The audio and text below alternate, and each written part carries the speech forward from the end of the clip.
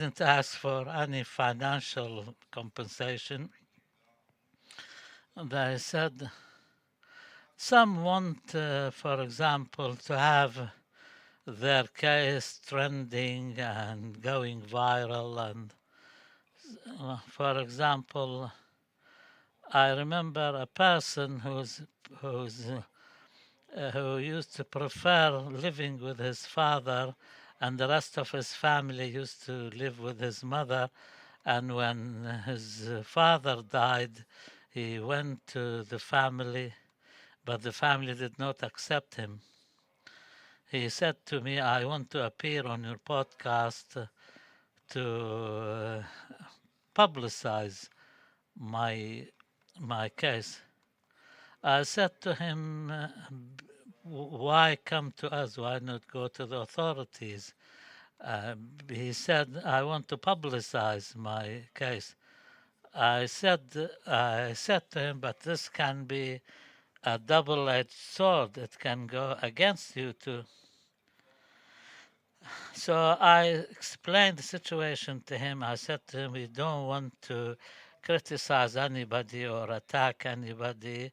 We know this is a sensitive issue, and because of the legal aspects of it and parentage rights, etc. But because we decided that the outcome may be good and I'll feel comfortable to take it on board. Mr. Faisal, a reverse question. Do you apply some censorship? Sometimes guests, when asked, they reply in the minimum way, but others surprise you with their frankness and I mean, do you accept the conversation or dialogue to be free without any notes, any text? Dr. Abdurrahman Ibrahim and Dr. Haider, this is a podcast. Our method is more or less academic. Maybe on the face of it, we do not use papers and notes, but we read. I mean, especially with academics, we read their research papers and things. And by and large, they do not surprise us. And if they do, there are ways of like indicating to them that they shouldn't get carried away. We try to deconstruct what he's saying because we also respect the time of the viewers and the followers. So if a person cannot answer or is wasting time, we either avoid inviting them from the start or we say to him after the episode is done that we don't consider this worthy of publishing, and we ask them. But if the guest says something which is a surprise to us, we tell them. The idea that the hosts should know everything, this is not true, of course.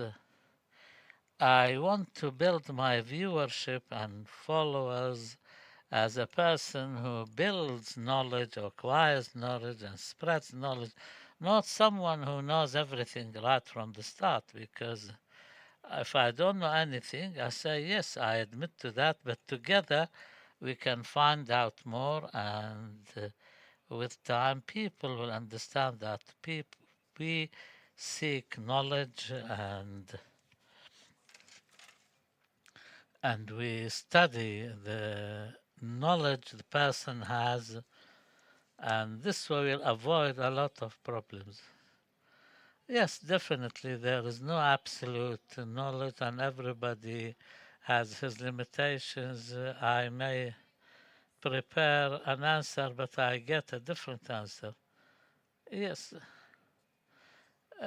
we have a stigma that a podcaster or newscaster if he or she says no, I mean, I don't find any problem in saying that I don't pretend I understand something when I don't. And I ask the guest to clarify things, explain things. Even if he repeats it more than once and I don't understand, that way I'll make sure I understand and the viewers would understand too. The followers would understand too. This will be better for all of us. The retention rate, for example, we had a simple retention rate, but the closer we get to our viewers, the higher retention rates become. So this is what we take into consideration. The idea that what broadcasters or podcasters say something which is absolute, it's not questionable, it's like cast in stone, is no longer there.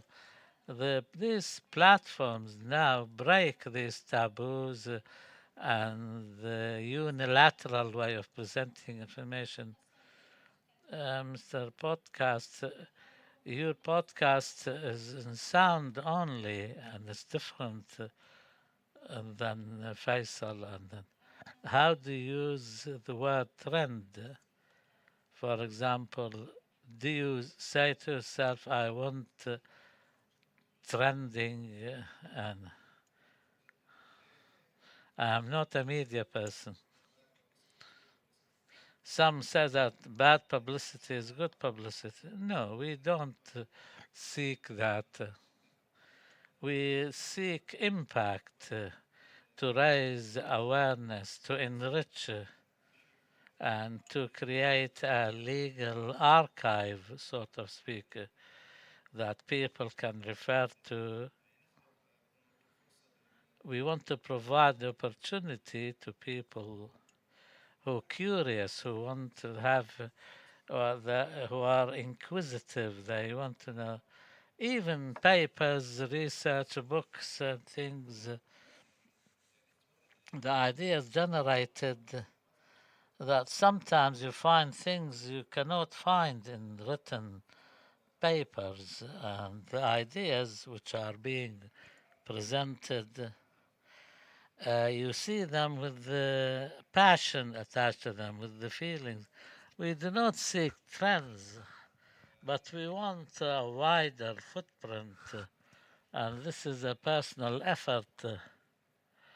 At the beginning, I made a little research as to how to establish a podcast in 2021. I like this technical stuff, so I started assembling them and I used to publish them myself. That's why I didn't even have a special cameraman, but I got my information on Google Podcast. It's a humble effort.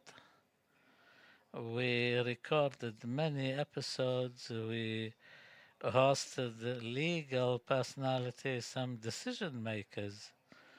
Some of them took part in legislations, in drafting legislations.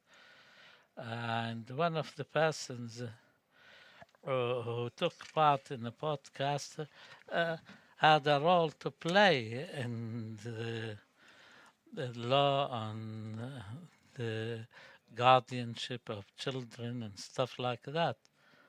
And these are all opinions, after all, and we try to engage in a kind of dialogue that can contribute. This leads me to another aspect, and that is the support. You say this is a personal effort. Faisal says it's a company. And what about you, Mr. Abdullah? What role do you attach to? I'm speaking from my own experience. We started as an initiative. I can't call it a project. Then the team expanded, but we did not become a company maybe 6 years later, and did not rely on any source of funding because the trolls and because of some people consider the podcast as toxic. So, how can someone call us toxic? And the Crown Prince uh, awarded us with an award on the Day of Youth Achievements. We delved into different themes, political, religious, and then we realized that there are some things that the people do not like. So we relied on personal finance. Our cost really comes from the time we volunteer. Somebody said you're like a group of beggars. You get some money and distribute it amongst you. We gradually started getting some advertising contracts and we managed to improve our quality. We traveled more. We did more qualitative steps. We reached far away audience. But like, for example, in Saudi Arabia, where there are institutions which sponsor Kuwait, the sponsoring is better. We in Oman, the sponsors who want to pay for advertising, they do not come to podcasts, they go to celebrities instead. For this reason, we were not relying on sponsors. Some of my colleagues in the end gave up because there was no financial return. For me, this is an archive of audio stuff which reflects people's problems, aspirations, concerns. They're all kept in the same place, and I know a few people who are preparing their master's degrees and research, and they benefited from us. So this can be some sort of a legacy for the future. Maybe we can do some rebranding and we'll be more institutionalized. This requires a lot of time. I do not have time. This is just, this is like a side hustle for me. It's not my main breadwinner. Mr. Faisal, your situation is different. You are a company and you say this podcast, the podcast starts by saying this is sponsored by so and so.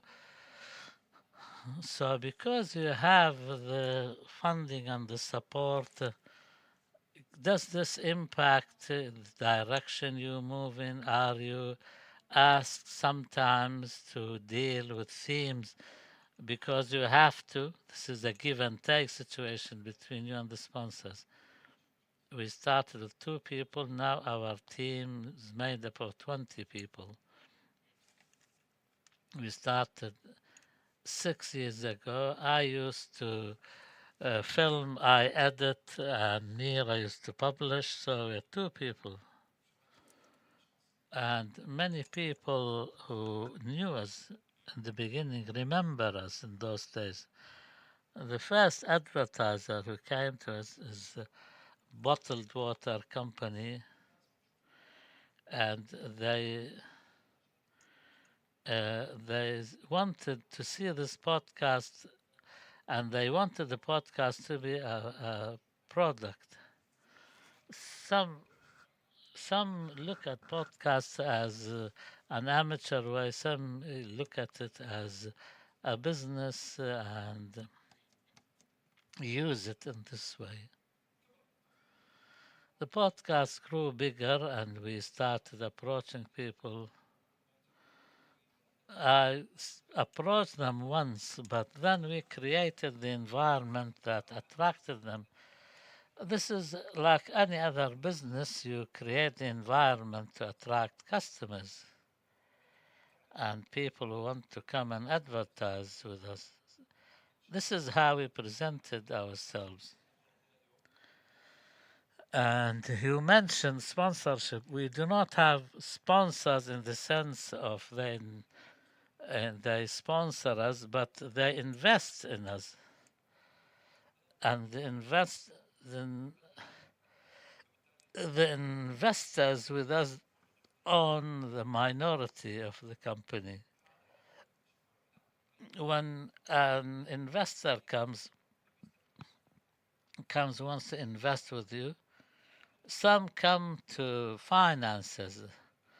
Some sponsors can come to you indirectly, say, I give you a sponsorship, but in return, you host so and so person. But we do not want that because our content is the source of our credibility. So is the investor coming to us because they want to control us, or we know they have a soft power, and the ones who are similar to us in our thinking, we can give and take with them. We accept them, but we do not want just the money side of it. If we think we can engage in a strategic partnership with them, then we can deal with them. Sometimes people think this is negative when you get someone who wants to control your editorial line and themes. And this is not how we do it. You have to have the foundations to resist this agenda. You have the viewership, you have to have the money. Those who do not have this ability, they don't have this space to margin to maneuver. I to remain in this theme before we move to another question. Some say this is a hobby, I edit, I film. To what extent can a podcast continue without why your podcast was disconnected and came back again and is disconnected again, and hopefully it will come back again? I think my case is similar to Mr. Muhammad's case. We do this as a side thing to what we do. And also, when you have other concerns and our time consuming jobs, maybe this impacts your chances of success. Of course, I have a team. I'm not saying we don't have them. There are things I don't understand in technical production, in direction. Some of them do it on voluntary basis. They do it out of their passion and their desire to serve the community. Of course, if we get some financial reward, this will be important and this can guarantee the sustainability of the project. We're trying anyway. We have a little bit of time. I'll ask, I know you're all tired, but a final question to all of you. Where are you vis-a-vis the international podcast? Do you see the Gulf podcast different than the international ones? Where do you see yourselves? Personally, I was inspired from Jalsat Karak, the Karak setting from an international podcast. And in 2018, 2019, there was not that amount of Arab podcasts, and you were forced to follow podcasts in English. but thankfully in Gulf and Saudi Arabia and the UAE and Kuwait and Iraq and North Africa, there are more choices now. It seems there are important newspapers and media outlets who adopt this podcast. Personally, I do not follow the international ones, but my all my concern is with Arab podcasts. I think the Arab podcasts and the Gulf ones used to impact the Arab countries. I don't know why, but the number of hits I see are higher. Uh, if I was to be asked before, I would say Egypt is the biggest country. But in Egypt, the following is very weak. I don't know why. I think there was an Egyptian guest who was hosted by Egyptian podcast, but we got more hits with him. I don't know why. As for the podcast's content, I think it has in Gulf countries to be the best because the most viewed episodes now are Gulf podcasts.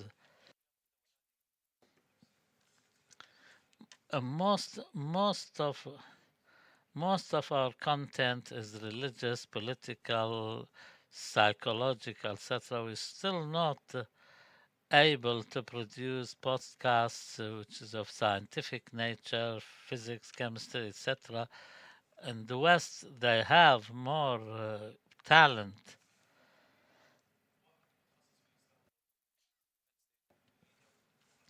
People like Harvard, the professors and others, when they publish a book, they invite the author, and that way they have a wider footprint. If, if for example, if this kind of center presents similar papers, but we do not have that. We lack in the infrastructure culturally because we are consumers by and large, we're not producers of knowledge. We have to understand this. This is a realistic view, unfortunately. No, this is the idea. We say what we have and what we lack. Why in the Gulf these podcasts are widely spread? Maybe this is due to the cultural, political infrastructure, the widespread technology. I agree with you. We need some quantitative statistics to know how Gulf societies have allowed this margin. Dr. Abdullah, I think that the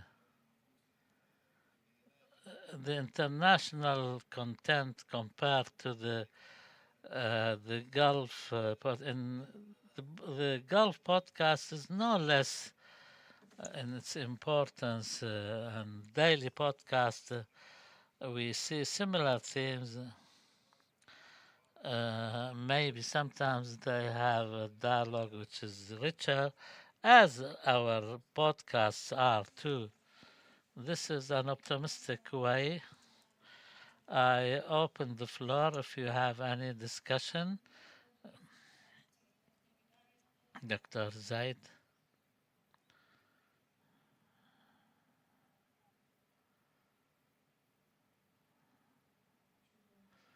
Thank you, Dr. Maisa, and thank you to our guests.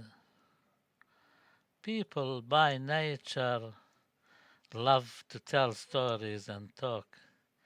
Podcasts offer stories. The Arab audience like to hear things more than read things. This is why they love these podcasts and these stories, especially what Mr. Faisal has said about history and other things, stories to do with history and politics. The podcasts are not new. We offered them through the television and radio.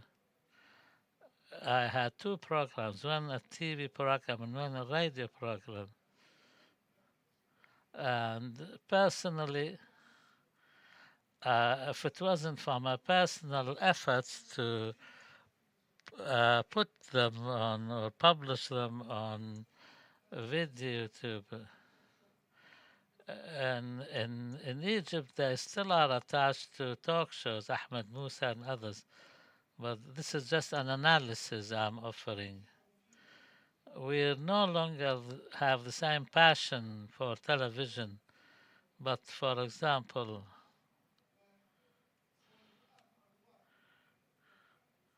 well, in Saudi Arabia, there were interviews with pioneers, and now they are republished again and they have a wide following. The difference that the episodes I had on television, Doctora Mesa speaks with like classical Arabic, and you speak with like colloquial Arabic. That's why you're accepted more. Because, but for example, I follow Mr. Faisal. I saw some episodes with Dr. Haider, and the episode by our Omani brother, I said, you said it was visually produced. Yeah. I ask you, is the language you use, is it destroyed? We remember the Grandizers episodes and classic Arabic. Now you present your podcast in your local colloquial language, and are you destroying the language or are you making it more popular? And also, this kind of when when you want to, for example, there are financial fees or something. Do you want to write down the questions and then you can reply to them all?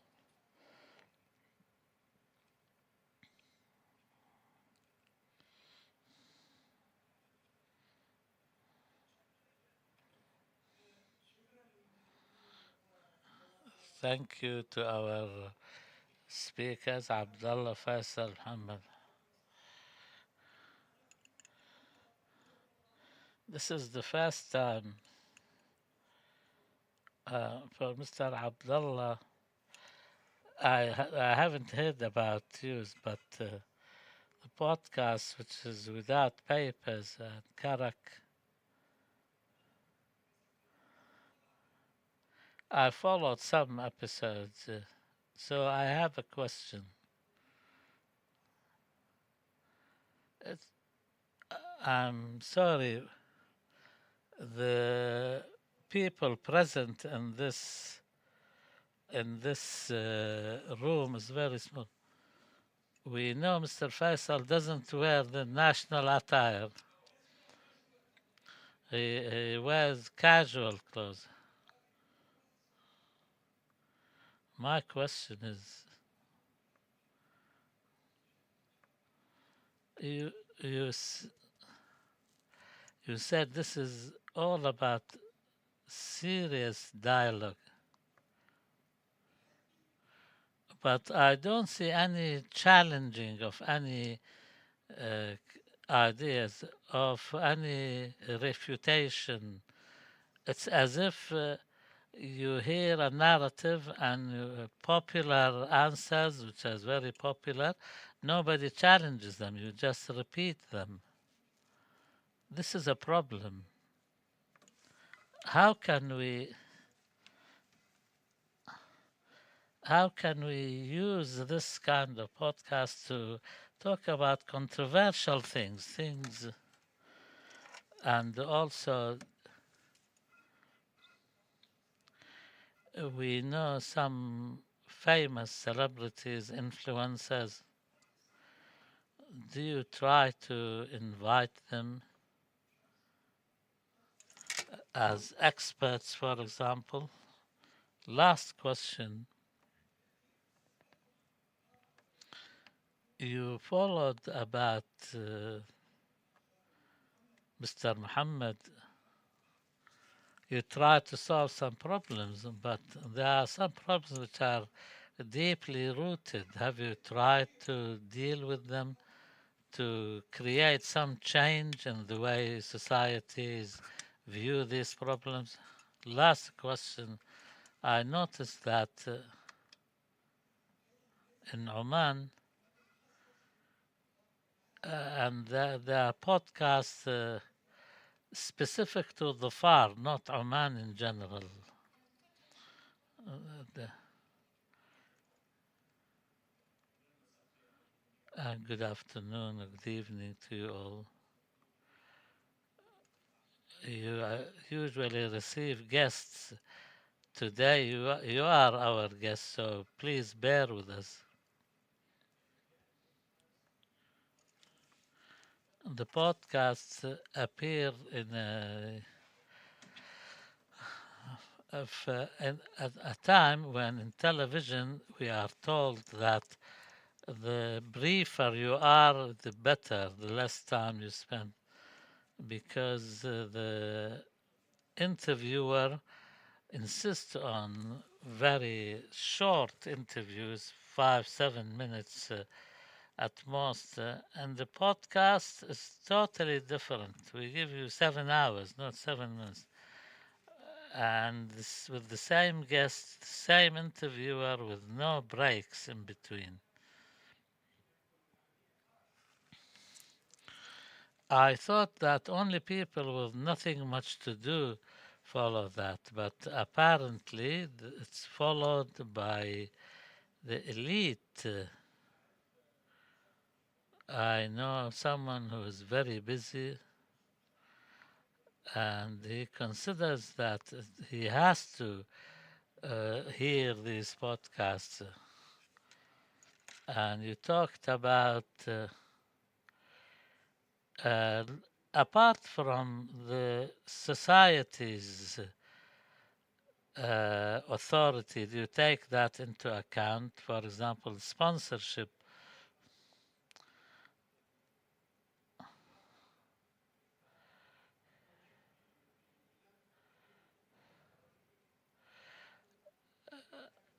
Sometimes,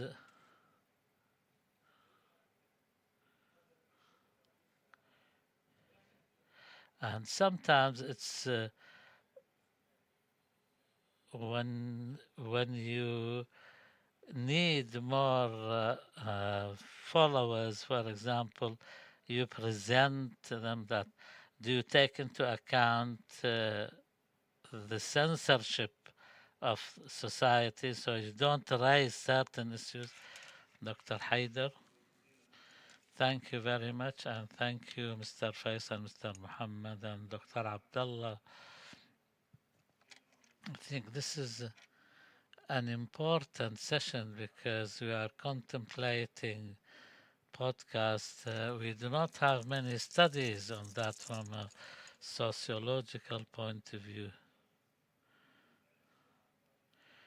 What, like sometimes this comes as a surprise. Everybody tells you to be brief. Suddenly you see people, talking for hours. This is in the Gulf, so what does it mean for the region as a whole? I think maybe from the beginning, the 1990s, The Gulf led the Arab media with the establishment of the NBC, then Al Jazeera in 1996. Like Dr. Abdullah said, the Gulf became a de facto leader, maybe because they have the capabilities, and maybe when the satellite channels appeared, and I agree with what Dr. Zaid said, but let me develop the idea a little bit. Maybe this is part and parcel of this oral culture of maybe on the one hand is uh, the masses. Our media was always focusing on the elite, but now the masses are there. This is knowledge presented to the masses. So we really need to study why do people watch these podcasts. You can hear it on the way to work or on the way back. This hour you spend on the road, you do not, instead of listening to the radio, you listen to a podcast. And I discovered that it's replacing satellite channels, maybe 8 o'clock, 9 o'clock in the morning. Rather than watching a certain program, you can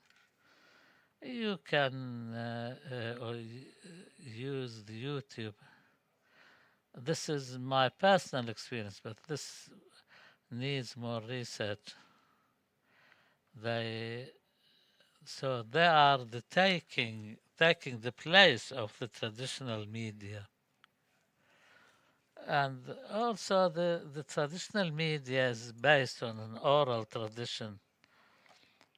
But I don't know when Al Jazeera will, for example, broadcast a certain program, but I can listen to it anytime. I think the importance is uh, how NBC and Al Jazeera established, but ultimately they're not widely spread amongst the Gulf audience. Here, the leaders of the podcast cover the themes that neither the official state-owned media tackled or the satellite channels. Maybe this vacuum was filled by the podcast. So we can ask a question, what gaps are the podcasts trying to fill now? Things to do with the expat community workers and things. Listen,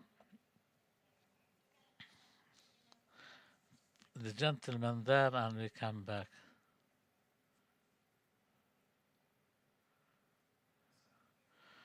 Good afternoon.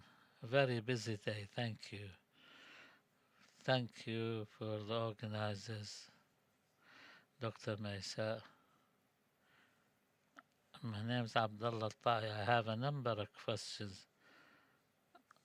First, the future of podcasts from your points of view.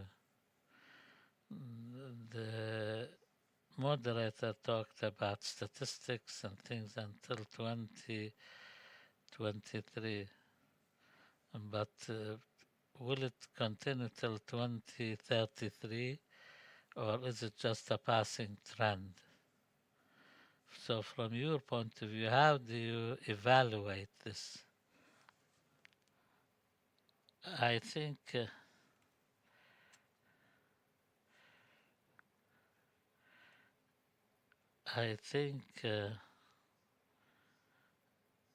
now we have the reels on Instagram. People do not want to watch long videos because this generation doesn't like that. Yet the same generation listens to a podcast of 4 hours, for example. So all these professors and things, people older than me, people younger than me, they all follow podcasts. The last point is uh, pertains to, as we can see, the presenters or the hosts it doesn't make much effort apart from sitting there and asking a question. So how can we discover the strength of this podcast? Is it through the hosts? Is it through the guests? Or the content? Or the strength of the production? Sometimes we hear that the the host does not argue. They do not challenge anything. They don't refute anything. They just ask a question and let the host say. For example, when Bidun Waraq invited Haidar Saeed, but it was not famous with another podcast as much as the first one. So why is that? Thank you, Kahlan al-Shuja'. My question to Mr. Faisal.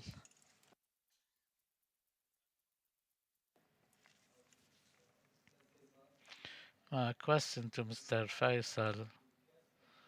When you said the Gull podcast is qualified to be competitive internationally, why is that? How does he explain that?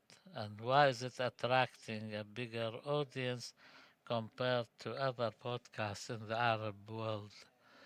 This is on the one hand. On the other hand, is the social, economic, and cultural level of people in the Gulf has anything to do with the development of the industry of podcasts in these countries, and you as podcast makers,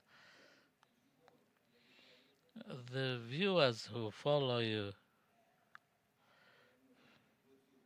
I think in YouTube and other means, there is feedback. Do you find that your viewers are mainly from Gulf countries or the Arab world in general? Maybe this way we can explain why the Gulf podcast is more developed. Just a quick comment. Thank you, first of all, for inviting our dear speakers. If there is any comment to make, in my estimation, the main reason why podcasts are so widely spread is the content is real. People see that and people listen to it. They spend hours, they have no problems. And this is not new. Before that, what Ammar Taqi presented in 30, 40 episodes, and people followed that because the content is real. And I follow what happens in Amman, in Qatar, anywhere. If the content is real and is presented in a good way. Also, another point, there are no fears of any censorship. The ceiling is very high. I can follow that these questions are my questions as a viewer or a follower, and the answers are credible and they are presented in a free way. So the podcast provides a comfortable place for the host to say what's it. Thank you. Thank you all. Now you are the guest. I give you space to respond, Mr. Muhammad. I took my notes.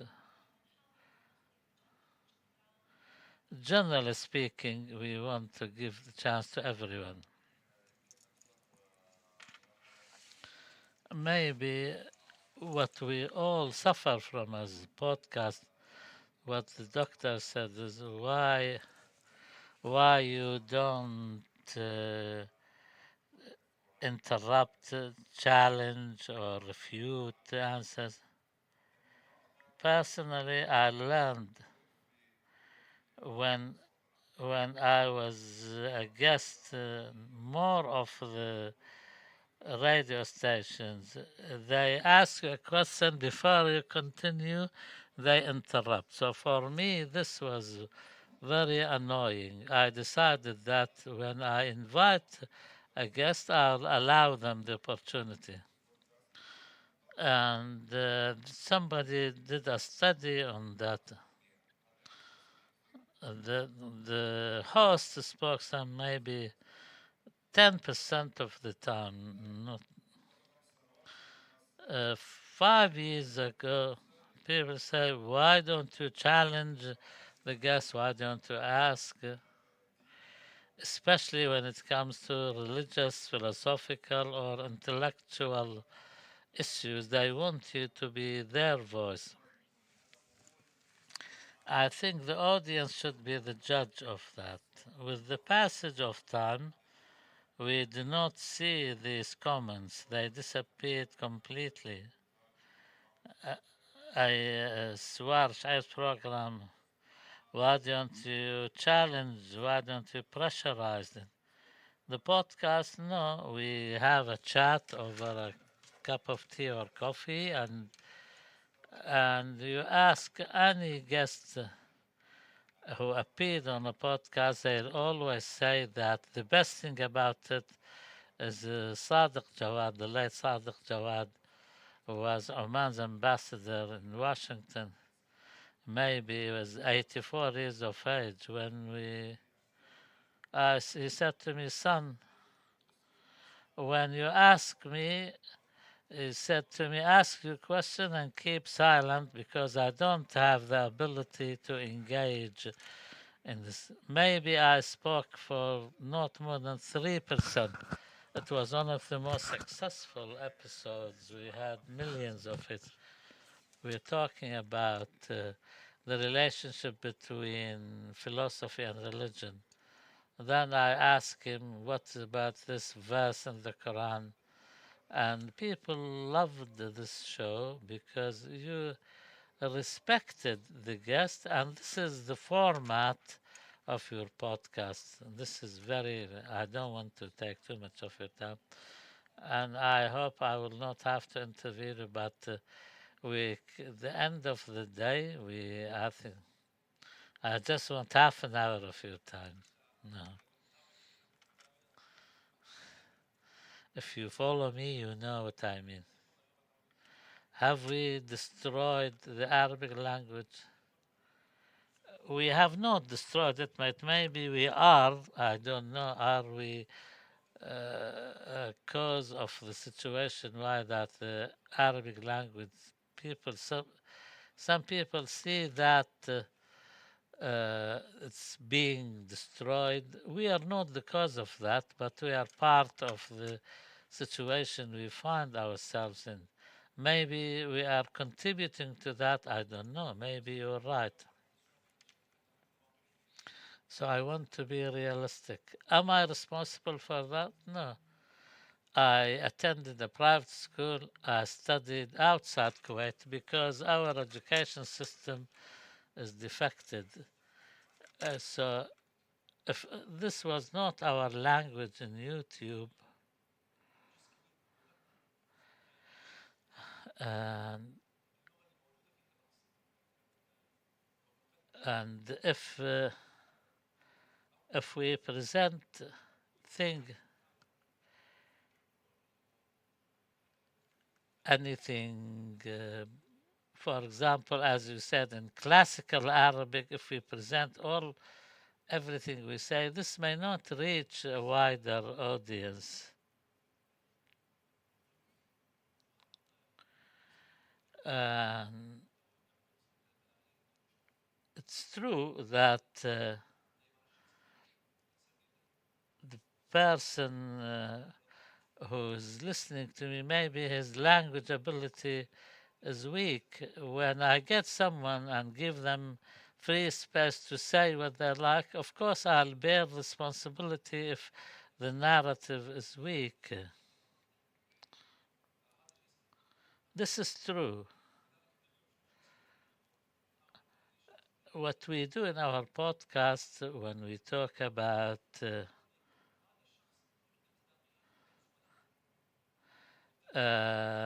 we want, if we invite someone who comes to talk about the history of Iraq, we ask who can come and talk in a balanced way, who will take into account the points of view of different sides. Then we invite them.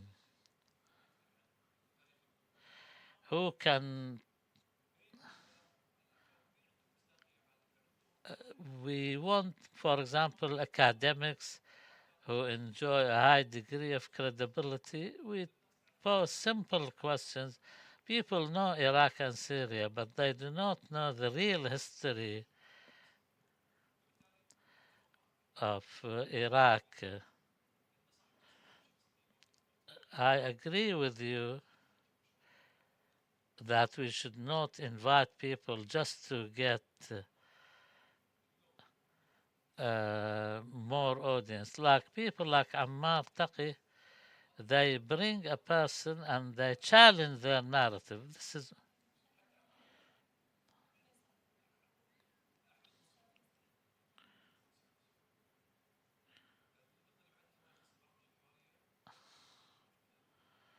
and the podcast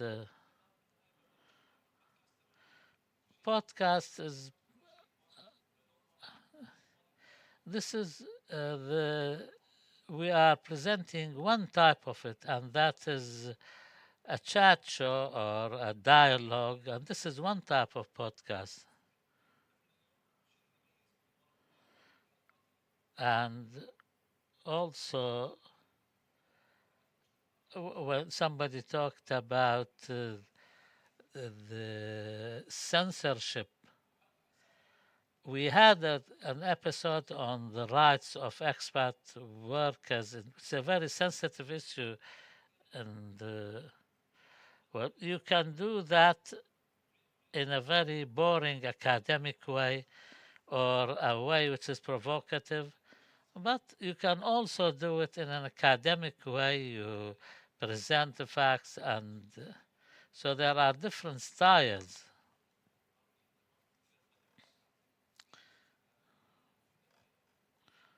Last point, please. You have to you have to know how to deal with the logarithms, because marketing is half of what you do. The platform you publish on, you have to know how to you publish on. This the marketing aspect is very important. And the Arabic podcast, I said the most viewed podcast in is the Gulf podcast or Arabic podcast.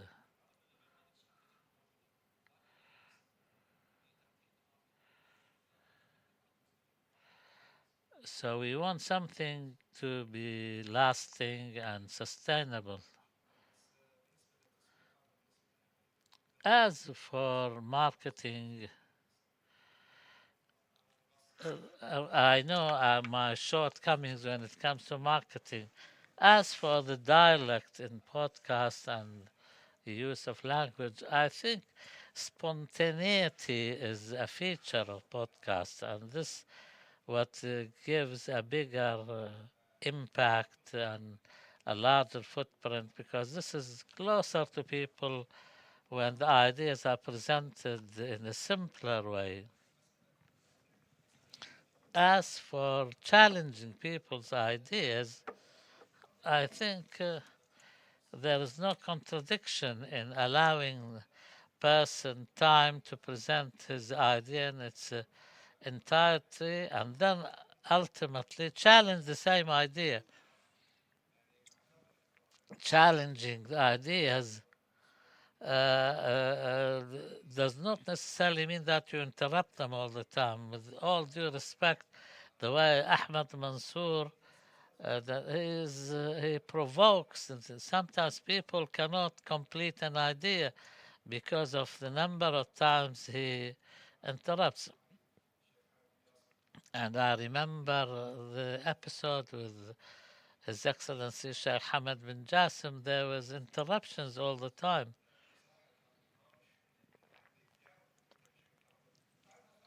I can allow the person time to present his idea, then I can ask him. I say, "You said so and so, but I charge him." There is no contradiction, but you don't have to interrupt all the time. Thank you very much.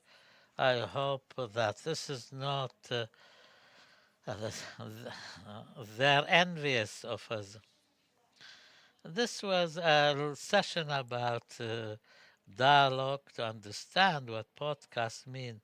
If we say we live in the age of everything done in a quick way, so why the same person who doesn't have time to watch anything more than a few minutes yet finds time to watch a podcast for hours? I remember my grandfather used to listen to Cairo radio and the songs of Kulthum.